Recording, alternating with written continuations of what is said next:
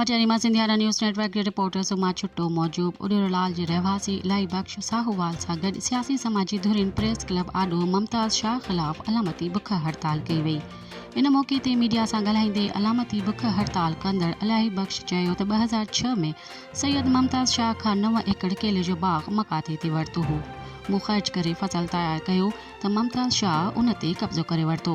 हुन चयो त उन खां पोइ बिलावल हाउस कराची में पीपीए जे योम तासीस जे मौक़े ते मुमताज़ शाह जी ज़ियातियुनि ख़िलाफ़ पिणु दाह ॾिनी, जंहिंखां पोइ बिलावल हाउस हिकु ख़त पिणु मुमताज़ शाह ॾे मोकिलियो त मूंसां इंसाफ़ करे रक़म वापसि करे।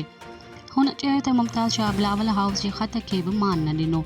हुन चयो त मुसलसल 15 सालनि ताईं दाहूं कूकू कंदो रहियसि, पर अञा ताईं मूंसां इंसाफ़ न थियो आहे।